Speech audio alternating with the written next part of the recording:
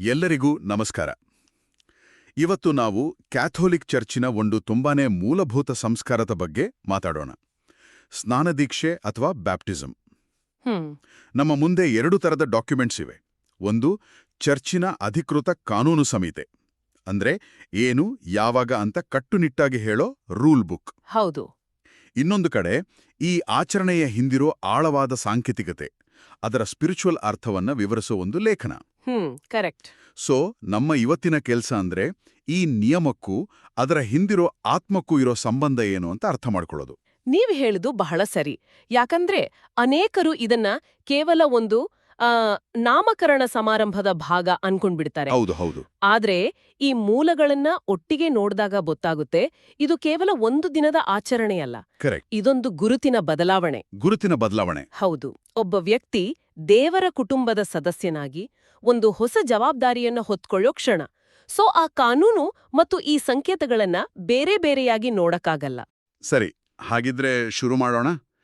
ಎಲ್ರಿಗೂ ಸಾಮಾನ್ಯವಾಗಿ ಬರುವ ಮೊದಲ ಪ್ರಶ್ನೆ, ಮತ್ತು ಇದೊಂದು ನ್ಯಾಯಯುತವಾದ ಪ್ರಶ್ನೆನೇ ಅನ್ಸತ್ತೆ. ತಾವೇ ನಿರ್ಧಾರ ತೆಗೆದುಕೊಳ್ಳಲಾರದ ಹಸುಗೂಸುಗಳಿಗೆ ಯಾಕೆ ಸ್ನಾನದೀಕ್ಷೆ ನೀಡಬೇಕು? ಅವರ ಪರವಾಗಿ ಪೋಷಕರು ಯಾಕೆ ನಿರ್ಧಾರ ತಗೋಬೇಕು? ಖಂಡಿತ. ಇದರ ಹಿಂದೆ ಒಂದು ಪ್ರಮುಖ ದೇವಶಾಸ್ತ್ರೀಯ ಕಾರಣ ಇದೆ. ಅದನ್ನ ಮೂಲಪಾಪ ಅಥವಾ ಒರಿಜಿನಲ್ ಸಿನ್ ಅಂತ ಕರೀತಾರೆ. ಮೂಲಪಾಪ? ಹೌದು. ಅಂದ್ರೆ ಮಗು ಹುಟ್ಟುತ್ತಲೇನೋ ತಪ್ಪು ಮಾಡಿದೆ ಅಂತಲ್ಲ ಇದ್ರರ್ಥ. ಬದಲಾಗಿ ಮಾನವಕುಲ ದೇವರೊಂದಿಗೆನ ತನ್ನ ಮೂಲ ಸಂಬಂಧದಿಂದ ದೂರವಾಗಿರೋ ಒಂದು ಸ್ಥಿತಿಯಲ್ಲಿ ಜನಿಸುತ್ತೆ ಅನ್ನೋದು ಚರ್ಚಿನ ಬೋಧನೆ. ಓಕೆ. ಸ್ನಾನದೀಕ್ಷೆ ಅನ್ನೋದು ದೇವರ ಕೃಪೆಯ ಒಂದು ಉಚಿತ ಕೊಡುಗೆ. ಅದು ಮಗುವನ್ನ ಆ ಮೂಲ ಸಂಬಂಧಕ್ಕೆ ಮತ್ತೆ ಜೋಡಿಸುತ್ತೆ. ಇದು ಮಗು ಗಳಿಸಿದ್ದಲ್ಲ, ಬದಲಿಗೆ ದೇವರು ಕೊಟ್ಟ ದಾನ. ಅಂದ್ರೆ ಪೋಷಕರು ಮಗುವಿಗೆ ಒಳ್ಳೆ ಊಟ, ಒಳ್ಳೆ ಶಿಕ್ಷಣ ಕೊಡ್ತಾರಲ್ಲ, ಆ ರೀತಿ ಆಧ್ಯಾತ್ಮಿಕ ಆರೋಗ್ಯಕ್ಕೂ ಒಂದು ಅಡಿಪಾಯ ಹಾಕ್ತಾ ಇದ್ದಾರೆ ಅಂತನಾ? ನಿಖರವಾಗಿ. ಒಂದು ಮೂಲದಲ್ಲಿ ಇದೇ ಹೋಲಿಕೆಯನ್ನ ಬಳಸಲಾಗಿದೆ. ಮಗುವಿನ ಒಪ್ಪಿಗೆ ಕೇಳಿ ನಾವು ಅದಕ್ಕೆ ಊಟ ಮಾಡ್ಸಲ್ಲ ಅಲ್ವಾ? ಯಾಕಂದ್ರೆ ಅದು ಮಗುವಿನ ಒಳಿತಿಗೆ ಅಂತ ನಮಗೆ ಗೊತ್ತಿದೆ. ಹಾಗೆಯೇ ವಿಶ್ವಾಸದ ಸಮುದಾಯಕ್ಕೆ ಮಗುವನ್ನ ಸೇರ್ಸೋದು ಅದರ ಆಧ್ಯಾತ್ಮಿಕ ಪೋಷಣೆಯ ಮೊದಲ ಹೆಜ್ಜೆ. ಆ ಮಗು ಬೆಳೆದು ದೊಡ್ಡದಾದ್ಮೇಲೆ ದೃಢೀಕರಣ ಸಂಸ್ಕಾರ ಅಥವಾ ಕನ್ಫರ್ಮೇಷನ್ ಸಮಯದಲ್ಲಿ ತಾನೇ ವೈಯಕ್ತಿಕವಾಗಿ ಆ ವಿಶ್ವಾಸವನ್ನ ಒಪ್ಕೊಳ್ಳೋ ಅವಕಾಶ ಅದಕ್ಕೆ ಸಿಗುತ್ತೆ. ಓ ಸರಿ. ಸೊ ಇವೆರಡೂ ಒಂದಕ್ಕೊಂದು ವಿರೋಧ ಅಲ್ಲ, ಒಂದೇ ಪ್ರಕ್ರಿಯೆಯ 2 ಬೇರೆ ಬೇರೆ ಹಂತಗಳು. ಎಕ್ಸಾಕ್ಟ್ಲಿ. ಇದು ಸಮಯದ ವಿಷಯವನ್ನು ಸ್ಪಷ್ಟಪಡಿಸುತ್ತೆ ಅನ್ಸುತ್ತೆ. ಕ್ಯಾನನ್ ಕಾನೂನು ಸಂಹಿತೆಯ ಪ್ರಕಾರ ಮಗು ಜನಿಸಿದ ಸಾಧ್ಯವಾದಷ್ಟು ಬೇಗ ಸ್ನಾನದೀಕ್ಷೆ ನೀಡಬೇಕು ಅಂತ ಇದೆ. ಅಷ್ಟೊಂದು ಪ್ರಾಮುಖ್ಯತೆ ಯಾಕೆ? ಇದು ಅವಸರ ಅನ್ನೋದಕ್ಕಿಂತ ಪ್ರಾಮುಖ್ಯತೆಯ ಸಂಕೇತ. ಯೇಸುಸ್ವಾಮಿಯೇ ಹೇಳಿದ ಹಾಗೆ, ನೀರಿನಿಂದಲೂ ಆತ್ಮದಿಂದಲೂ ಹುಟ್ಟದವನು ದೇವರ ರಾಜ್ಯವನ್ನ ಪ್ರವೇಶಿಸಲಾರನು ಅಂತ ಬೈಬಲ್ನಲ್ಲಿದೆ. ಹಾಗಾಗಿ ಕೆಥಾಲಿಕ್ ಬೋಧನೆಯ ಪ್ರಕಾರ ಮೋಕ್ಷ ಪಡೆಯೋಕೆ ಇರೋ ಸಾಮಾನ್ಯ ಮಾರ್ಗವೇ ಸ್ನಾನದೀಕ್ಷೆ. ಸಾಮಾನ್ಯ ಮಾರ್ಗ. ಹೌದು. ಆದ್ರೆ ದೇವರು ತನ್ನ ಕರುಣೆಯನ್ನ ಕೇವಲ ಈ ಸಂಸ್ಕಾರಕ್ಕೆ ಸೀಮಿತಗೊಳಿಸಿದ್ದಾನೆ ಅಂತಲ್ಲ. ಚರ್ಚು ಬಯಕೆಯ ಸ್ನಾನದೀಕ್ಷೆ ಮತ್ತು ರಕ್ತದ ಸ್ನಾನದೀಕ್ಷೆಗಳನ್ನು ಗುರುತಿಸುತ್ತೆ. ಆದರೂ ಅಫಿಷಿಯಲ್ ದಾರಿಯನ್ನ ಅನವಶ್ಯಕವಾಗಿ ಮುಂದೂಡೋದು ಬೇಡ ಅನ್ನೋದು ಇದರ ಉದ್ದೇಶ. ಹಾಗಾದ್ರೆ ಕ್ಯಾನನ್ ಕಾನೂನು ಒಂದು ಕಡೆ ಇಷ್ಟು ಕಟ್ಟುನಿಟ್ಟಾಗಿದ್ರೆ, ಇನ್ನೊಂದು ಮೂಲದಲ್ಲಿ ಮಗುವನ್ನ ಕ್ರೈಸ್ತ ವಿಶ್ವಾಸದಲ್ಲಿ ಬೆಳೆಸೋ ಯಥಾರ್ಥ ಆಶಯ ಪೋಷಕರಿಗಿಲ್ಲದಿದ್ರೆ ಸ್ನಾನದೀಕ್ಷೆಯನ್ನ ಮುಂದೂಡ್ಬೋದು ಅಂತಾನೂ ಹೇಳಿದೆಯಲ್ಲ, ಇದು ಸ್ವಲ್ಪ ಕನ್ಫ್ಯೂಸಿಂಗ್ ಅಲ್ವಾ? ಇದು ಬಹಳ ಪ್ರಾಯೋಗಿಕ ಪ್ರಶ್ನೆ. ಇಲ್ಲಿ ಕಾನೂನಿಗಿಂತ ಮಗುವಿನ ಆಧ್ಯಾತ್ಮಿಕ ಭವಿಷ್ಯಕ್ಕೆ ಹೆಚ್ಚು ಗೊತ್ತು ಕೊಡಲಾಗುತ್ತೆ. ಸ್ನಾನದೀಕ್ಷೆ ಕೇವಲ ಒಂದು ಶಾಸ್ತ್ರವಾಗಿ ಮುಗಿದುಹೋಗ್ಬಾರ್ದು. ಅದೊಂದು ಜೀವಂತ ವಿಶ್ವಾಸದ ಬೀಜ. ಆ ಬೀಜ ಬೆಳೆಯೋಕೆ ಪೋಷಕರ ಆರೈಕೆ ಬೇಕು. ಸರಿ. ಆ ಆರೈಕೆ ಸಿಗುತ್ತೆ ಅನ್ನೋ ಭರವಸೆ ಇಲ್ಲದಿದ್ರೆ ಕೇವಲ ಕಾನೂನಿಗಾಗಿ ಸ್ನಾನದೀಕ್ಷೆ ನೀಡೋದ್ರಲ್ಲಿ ಅರ್ಥವಿಲ್ಲ. ಅಂತಿಮವಾಗಿ ಗುರಿ ಕಾನೂನನ್ನು ಪಾಲಿಸೋದಲ್ಲ, ಆತ್ಮವನ್ನು ರಕ್ಷಿಸೋದು. ಸರಿ, ಇದು ಏಕೆ ಅನ್ನೋದಕ್ಕೆ ಉತ್ತರ. ಈಗ ಹೇಗೆ ಅನ್ನೋದರ ಕಡೆ ಬರೋಣ. ಈ ದೊಡ್ಡ ಆಧ್ಯಾತ್ಮಿಕ ಬದಲಾವಣೆಯನ್ನ ನೀರು, ತೈಲದಂತಹ ಸರಳ ವಸ್ತುಗಳು ಹೇಗೆ ತರಲು ಸಾಧ್ಯ? ಖಂಡಿತ. ಇಲ್ಲೇ ವಿಷಯ ಇನ್ನೂ ಆಳವಾಗೋದು. ಈ ಸಂಸ್ಕಾರದಲ್ಲಿ ಬಳಸೋ ಪ್ರತಿಯೊಂದು ವಸ್ತುವು ಕಣ್ಣಿಗೆ ಕಾಣೋ ಒಂದು ಭೌತಿಕ ಸಂಕೇತ. ಆದ್ರೆ ಅದು ಕಣ್ಣಿಗೆ ಕಾಣದ ಆಧ್ಯಾತ್ಮಿಕ ಸತ್ಯವನ್ನ ಸೂಚಿಸುತ್ತೆ. ಉದಾಹರಣೆಗೆ ನೀರು ಅಂದ್ರೆ ಶುದ್ಧೀಕರಣ ಅಷ್ಟೇ ಅಲ್ವಾ? ಅದಕ್ಕಿಂತ ಬಹಳ ಆಳವಾದ ಅರ್ಥವಿದೆ. ನೀರಿಗೆ 2 ಶಕ್ತಿಗಳಿವೆ ಗೊತ್ತಾ? ನಾಶ ಮಾಡೋದು ಮತ್ತು ಜೀವ ಕೊಡೋ ಶಕ್ತಿ. ಓ ಹಾಗಾ? ಹಳೆ ಒಡಂಬಡಿಕೆಯಲ್ಲಿ ಪ್ರಳಯದ ನೀರು ಪಾಪವನ್ನ ನಾಶ ಮಾಡುತ್ತೆ. ಅದೇ ಕೆಂಪು ಸಮುದ್ರದ ನೀರು ಇಸ್ರೇಲ್ರಿಗೆ ಬಿಡುಗಡೆ ನೀಡಿ ಹೊಸ ಜೀವನಕ್ಕೆ ದಾರಿ ಮಾಡುತ್ತೆ. ಹೌದು. ಸ್ನಾನದೀಕ್ಷೆಯಲ್ಲಿ ನೀರಿನಲ್ಲಿ ಮುಳುಗೋದು ನಮ್ಮ ಹಳೆಯ ಪಾಪಿ ಸ್ವಭಾವದ ಜೊತೆ ಕ್ರಿಸ್ತನ ಮರಣದಲ್ಲಿ ಪಾಲ್ಗೊಳ್ಳೋದನ್ನ ಸಂಕೇತಿಸುತ್ತೆ. ಸರಿ. ಮತ್ತು ನೀರಿನಿಂದ ಮೇಲೆದ್ದು ಬರೋದು ಕ್ರಿಸ್ತನ ಪುನರುತ್ಥಾನದಲ್ಲಿ ಒಂದು ಹೊಸ ಸೃಷ್ಟಿಯಾಗಿ ದೈವಿಕ ಜೀವನವನ್ನ ಪಡುಕೊಳ್ಳೋದನ್ನ ಸೂಚಿಸುತ್ತೆ. ಇದು ಕೇವಲ ಪಾಪ ತೊಳೆಯೋದಲ್ಲ, ಇದೊಂದು ಸಾವು ಮತ್ತು ಪುನರ್ಜನ್ಮ. ಎಕ್ಸಾಕ್ಟ್ಲಿ, ಪುನರ್ಜನ್ಮ. ವಾವ್! ಕೇವಲ ನೀರಿಗೆ ಇಷ್ಟೊಂದು ಅರ್ಥವಿದೆ. ಇನ್ನು ತೈಲಗಳ ಬಗ್ಗೆಯೂ ಉಲ್ಲೇಖ ಇದೆಯಲ್ಲ, 2 ಬಗೆಯ ತೈಲಗಳನ್ನ ಬಳಸ್ತಾರೆ ಅಂತ ಒಂದು ಮೂಲ ಹೇಳತ್ತೆ. ಹೌದು. ಮೊದಲನೆಯದು ಅಭ್ಯರ್ಥಿಗಳ ತೈಲ. ಇದನ್ನ ಎದೆಯ ಮೇಲೆ ಹಚ್ಚಲಾಗುತ್ತೆ. ಯಾಕೆ? ಪ್ರಾಚೀನ ಕಾಲದಲ್ಲಿ ಕುಸ್ತಿಪಟುಗಳು ದೇಹಕ್ಕೆ ಎಣ್ಣೆ ಹಚ್ಕೊಂಡು ಕಣಕ್ಕಿಡ್ತಿದ್ರು ಗೊತ್ತಾ? ಎದುರಾಳಿಗೆ ಹಿಡಿಯೋಕೆ ಸಿಗ್ಬಾರ್ದು ಅಂತ. ಹಾಗೆಯೇ ಈ ತೈಲವು ಕೆಟ್ಟ ಶಕ್ತಿಗಳ ವಿರುದ್ಧ ಹೋರಾಡೋಕೆ ಬೇಕಾದ ಆಧ್ಯಾತ್ಮಿಕ ಶಕ್ತಿಯನ್ನ ಕೊಡುತ್ತೆ ಅನ್ನೋದು ಸಂಕೇತ. ಇಂಟ್ರೆಸ್ಟಿಂಗ್. ಹಾಗಾದ್ರೆ 2ನೇ ತೈಲ? ಎರಡನೆಯದು ಪರಿಮಳಯುಕ್ತ ಕ್ರಿಸ್ಮಾ ತೈಲ. ಇದನ್ನ ತಲೆಯ ಮೇಲೆ ಹಚ್ತಾರೆ.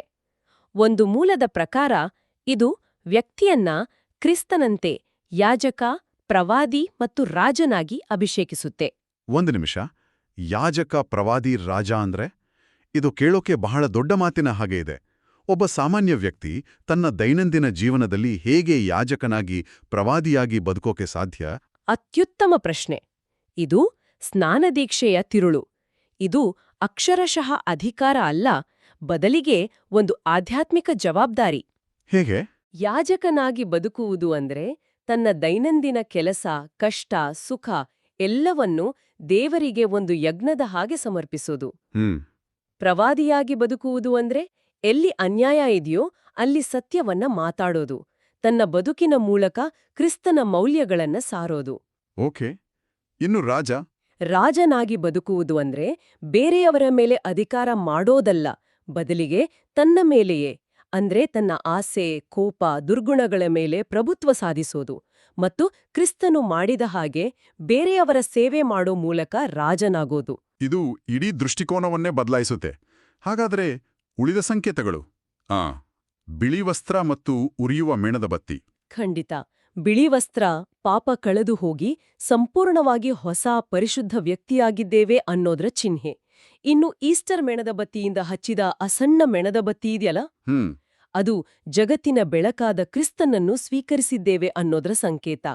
ಆದರೆ ಅದರ ಜೊತೆಗೆ ಒಂದು ಜವಾಬ್ದಾರಿಯೂ ಬರುತ್ತೆ. ಆ ಬೆಳಕನ್ನು ನಮ್ಮ ಜೀವನದುದ್ದಕ್ಕೂ ಆರಿಹೋಗದಂತೆ ಕಾಪಾಡಿಕೊಳ್ಳಬೇಕು. ಆ ಜವಾಬ್ದಾರಿಯನ್ನ ನೆನಪಿಸೋದು ಸುಲಭ. ಆದರೆ ಒಂದು ಸಣ್ಣ ಮೇಣದ ಬತ್ತಿಯ ಬೆಳಕನ್ನ ಜೀವನದ ಬಿರುಗಾಳಿಯಲ್ಲಿ ಕಾಪಾಡಿಕೊಳ್ಳೋದು ಎಷ್ಟು ಕಷ್ಟ ಅಲ್ವಾ? ನಿಜ. ಅದಕ್ಕಾಗಿಯೇ ಸ್ನಾನದೀಕ್ಷೆ ಒಂದು ಅಂತ್ಯ ಅಲ್ಲ, ಅದೊಂದು ಆರಂಭ. ಈ ಪಯಣದಲ್ಲಿ ವ್ಯಕ್ತಿ ಒಂಟಿಯಲ್ಲ ಅನ್ನೋದನ್ನು ಈ ಸಂಸ್ಕಾರ ಸ್ಪಷ್ಟಪಡಿಸುತ್ತೆ. ಹಾಗಾದ್ರೆ ಈ ಆಚರಣೆ ಮುಗಿದ ನಂತರ ಆಕ್ಚುಲಿ ಏನ್ ಬದಲಾಗುತ್ತೆ?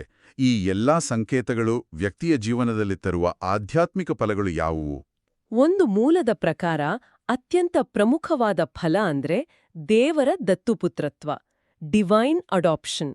ದತ್ತುಪುತ್ರತ್ವ ಅಂದ್ರೆ ನಾವು ದೇವರ ಸ್ವಂತ ಮಕ್ಕಳಾಗುತ್ತೇವೆ. ಇದು ಕೇವಲ ಅಲಂಕಾರಿಕ ಪದವಲ್ಲ. ಯೇಸು ಹೇಗೆ ದೇವರ ಮಗನೋ ಹಾಗೆಯೇ ಸ್ನಾನದೀಕ್ಷೆಯ ಮೂಲಕ ನಾವು ದೇವರ ಕುಟುಂಬದ ಸದಸ್ಯರಾಗುತ್ತೇವೆ. ದೇವರನ್ನು ಅಬ್ಬ, ತಂದೆಯೇ ಎಂದು ಕರೆಯುವ ಹಕ್ಕನ್ನು ಪಡೆಯುತ್ತೇವೆ. ಮತ್ತು ದೇವರ ಮಕ್ಕಳಾದ್ರೆ ನಾವೆಲ್ಲರೂ ಅಣ್ಣ ತಮ್ಮಂದಿರು, ಅಕ್ಕ ತಂಗಿಯರಾಗ್ತೇವೆ. ಇದು ನಮ್ಮನ್ನ ಧರ್ಮಸಭೆಯ ಸದಸ್ಯತ್ವದ ಕಲ್ಪನೆಗೆ ಕರೆತರುತ್ತಲ್ವಾ? ಹೌದು. ಸ್ನಾನದೀಕ್ಷೆಯ ಮೂಲಕ ವ್ಯಕ್ತಿ ಕ್ರಿಸ್ತನ ದೇಹವಾದ ಚರ್ಚ್ನ ಒಂದು ಅಂಗವಾಗ್ತಾನೆ. ರಕ್ಷಣೆಯ ಪಯಣ ಒಂಟಿಯಾಗಿ ಸಾಗೋ ಅಂಥದ್ದಲ್ಲ, ಅದೊಂದು ಸಮುದಾಯದ ಜೊತೆಗಿನ ಯಾತ್ರೆ. ಈ ಸಮುದಾಯದ ಪಾಯಿಂಟ್ ನನಗೆ ಇಂಟ್ರೆಸ್ಟಿಂಗ್ ಅನಿಸ್ತಾ ಇದೆ. ಪೋಷಕರ ಜೊತೆಗೆ ಜ್ಞಾನ ತಂದೆ ತಾಯಿಗಳು ಅಥವಾ ಗಾಡ್ ಪೇರೆಂಟ್ಸ್ ಅಂತಿರ್ತಾರಲ್ಲ, ಅವರ ಜವಾಬ್ದಾರಿ ಎಷ್ಟು ದೊಡ್ಡದು? ಅವರ ಪಾತ್ರ ಬಹಳ ಗಂಭೀರವಾದದ್ದು. ಕ್ಯಾನನ್ ಕಾನೂನು ಇದನ್ನ ಸ್ಪಷ್ಟವಾಗಿ ಹೇಳುತ್ತೆ. ಅವರು ಕೇವಲ ಸಮಾರಂಭದ ಅತಿಥಿಗಳಲ್ಲ. ಮಗುವನ್ನ ಕ್ರೈಸ್ತ ವಿಶ್ವಾಸದಲ್ಲಿ ಬೆಳೆಸೋಕೆ ಪೋಷಕರಿಗೆ ಸಹಾಯ ಮಾಡೋದು ಅವರ ಮುಖ್ಯ ಕರ್ತವ್ಯ. ಮಗುವಿನ ಆಧ್ಯಾತ್ಮಿಕ ಬೆಳವಣಿಗೆಯ ಮೇಲೆ ಕಣ್ಣಿಡೋದು, ಅದಕ್ಕೆ ಮಾದರಿಯಾಗಿ ಬದುಕೋದು ಇದೆಲ್ಲವೂ ಅವರ ಜವಾಬ್ದಾರಿ. ಅದಕ್ಕಾಗಿಯೇ ಗಾಡ್ ಪೇರೆಂಟ್ಸ್ ಆಗೋರು ತಾವೇ ಮೊದಲು ವಿಶ್ವಾಸದಲ್ಲಿ ಬದುಕ್ತಿರ್ಬೇಕು ಅನ್ನೋ ನಿಯಮ ಇದೆ. ಸರಿ, ಈ ಸಮುದಾಯದ ಅಂಶ ಮತ್ತು ದತ್ತುಪುತ್ರತ್ವದ ಕಲ್ಪನೆ ಇದು ಇನ್ನೊಂದು ಪ್ರಶ್ನೆಗೆ ಉತ್ತರ ಕೊಡುತ್ತೆ. ಸ್ನಾನ ದೀಕ್ಷೆಯನ್ನ ಯಾಕೆ ಪುನರಾವರ್ತಿಸೋಕಾಗಲ್ಲ? ಯಾರಾದರೂ ವಿಶ್ವಾಸದಿಂದ ದೂರ ಹೋಗಿ ಮತ್ತೆ ಚರ್ಚಿಗೆ ಬಂದ್ರೆ ಅವ್ರಿಗೆ ಮತ್ತೆ ಸ್ನಾನ ದೀಕ್ಷೆ ನೀಡ್ಲಾಗೋದಿಲ್ವೇ? ಇಲ್ಲ, ಯಾಕಂದ್ರೆ ಸ್ನಾನ ದೀಕ್ಷೆಯು ಆತ್ಮದ ಮೇಲೆ ಅಳಿಸಲಾಗದ ಗುರುತನ್ನು ಅಂದ್ರೆ ಇಂಡೆಲಿಬಲ್ ಕ್ಯಾರೆಕ್ಟರ್ ಅನ್ನ ಮೂಡಿಸುತ್ತೆ. ಆಧ್ಯಾತ್ಮಿಕ ಮುದ್ರೆ. ಹೌದು. ದೇವರ ಮಗು ಅನ್ನೋ ಗುರುತನ್ನು ಒಮ್ಮೆ ಪಡೆದ್ರೆ ಅದನ್ನ ಯಾರೂ ಅಳಿಸೋಕಾಗಲ್ಲ. ಮನುಷ್ಯ ತನ್ನ ಆಯ್ಕೆಗಳಿಂದ ಆ ಸಂಬಂಧದಿಂದ ದೂರ ಹೋಗಬಹುದು, ಆದ್ರೆ ದೇವರ ಕಡೆಯಿಂದ ಆ ಸಂಬಂಧ ಶಾಶ್ವತ. ಹಾಗಾದ್ರೆ ಕ್ಯಾಥೋಲಿಕರಲ್ಲದ ಅಂದ್ರೆ ಬೇರೆ ಕ್ರೈಸ್ತ ಸಭೆಗಳಲ್ಲಿ ಕೊಟ್ಟ ಸ್ನಾನದೀಕ್ಷೆ ಕಥೆ ಏನು? ಅದನ್ನ ಕ್ಯಾಥೋಲಿಕ್ ಧರ್ಮಸಭೆ ಒಪ್ಕೊಳ್ತಾ? ಹೌದು, ಕೆಲವು ಷರತ್ತುಗಳ ಅಡಿಯಲ್ಲಿ ಖಂಡಿತ ಒಪ್ಕೊಳ್ಳುತ್ತೆ. ಮುಖ್ಯವಾಗಿ 3 ವಿಷಯಗಳನ್ನ ನೋಡ್ಲಾಗತ್ತೆ. ನೀರನ್ನ ಬಳಸಲಾಗಿದ್ಯಾ, ತಂದೆ, ಮಗ ಮತ್ತು ಪವಿತ್ರಾತ್ಮರ ಹೆಸರಲ್ಲಿ ನೀಡ್ಲಾಗಿದ್ಯಾ, ಮತ್ತು ಚರ್ಚ್ ಮಾಡೋ ಉದ್ದೇಶದಿಂದಲೇ ಮಾಡ್ಲಾಗಿದ್ಯಾ. ಈ 3 ಅಂಶಗಳು ಪಾಲನೆಯಾಗಿದ್ರೆ ಅದು ಮಾನ್ಯ. ಇದು ಕ್ರಿಸ್ತನಲ್ಲಿ ನಾವೆಲ್ಲರೂ ಒಂದೇ ಸ್ನಾನದೀಕ್ಷೆಯ ಮೂಲಕ ಒಂದಾಗಿದ್ದೇವೆ ಅನ್ನೋ ನಂಬಿಕೆಯನ್ನ ಎತ್ತಿ ಹಿಡಿಯುತ್ತೆ. ತುರ್ತು ಪರಿಸ್ಥಿತಿಯ ಬಗ್ಗೆ ಮೂಲಗಳು ಹೇಳೋ ಒಂದು ಅಂಶ ನನಗೆ ಬಹಳ ಮುಖ್ಯ ಅನಿಸ್ತು. ಮರಣದ ಭಯವಿದ್ದಾಗ ಯಾಜಕರು ಲಭ್ಯ ಇಲ್ಲದಿದ್ರೆ ಯಾವುದೇ ವ್ಯಕ್ತಿ ಅವರು ಕ್ಯಾಥೋಲಿಕರೇ ಆಗಿರ್ಬೇಕಂತಿಲ್ಲ, ಸ್ನಾನದೀಕ್ಷೆ ನೀಡಬಹುದು ಅಂತ ಹೇಳಲಾಗಿದೆ. ಖಂಡಿತ ಇದು ರಕ್ಷಣೆಗೆ ಸ್ನಾನದೀಕ್ಷೆ ಎಷ್ಟು ಅವಶ್ಯಕ ಅನ್ನೋದನ್ನ ಮತ್ತು ಅಂತಹ ಸಂದರ್ಭಗಳಲ್ಲಿ ದೇವರು ತನ್ನ ಕೃಪೆಯನ್ನ ಹಂಚೋಕೆ ಯಾರನ್ನ ಬೇಕಾದ್ರೂ ಮಾಧ್ಯಮವಾಗಿ ಬಳಸ್ಕೊಳ್ಬಹುದು ಅನ್ನೋದಕ್ಕೆ ಸಾಕ್ಷಿ. ಹಾಗಾದ್ರೆ ಈ ಇಡೀ ಚರ್ಚೆಯನ್ನ ಒಟ್ಟಾಗಿಸೋದಾದ್ರೆ ಸ್ನಾನದೀಕ್ಷೆ ಕೇವಲ ಒಂದು ಆಚರಣೆಯಲ್ಲ, ಅದೊಂದು ಪರಿವರ್ತನೆ. ಅದು ವ್ಯಕ್ತಿಯನ್ನ ಪಾಪದ ಸ್ಥಿತಿಯಿಂದ ಕೃಪೆಯ ಸ್ಥಿತಿಗೆ, ಒಂಟಿತನದಿಂದ ಸಮುದಾಯಕ್ಕೆ ಮತ್ತು ಕೇವಲ ಮನುಷ್ಯನಾಗಿರುವುದರಿಂದ ದೇವರ ದತ್ತುಪುತ್ರನಾಗುವ ನೆಲೆಗೆ ಕರೆದೊಯ್ಯುತ್ತೆ. ಹೌದು, ಮತ್ತು ಆ ಜೀವನ ಒಂದು ಧ್ಯೇಯದೊಂದಿಗೆ ಬರುತ್ತೆ. ನೀರು, ತೈಲ, ಬೆಳಕು, ಬಿಳಿ ವಸ್ತ್ರ ಈ ಎಲ್ಲ ಸಂಕೇತಗಳು ಕೇವಲ ನೆನಪುಗಳಲ್ಲ, ಅವು ನಾವು ಯಾರೋ ಮತ್ತು ನಾವು ಹೇಗೆ ಬದುಕಬೇಕು ಅಂತ ಪ್ರತಿದಿನ ನೆನಪಿಸೋ ಸಾಧನಗಳು.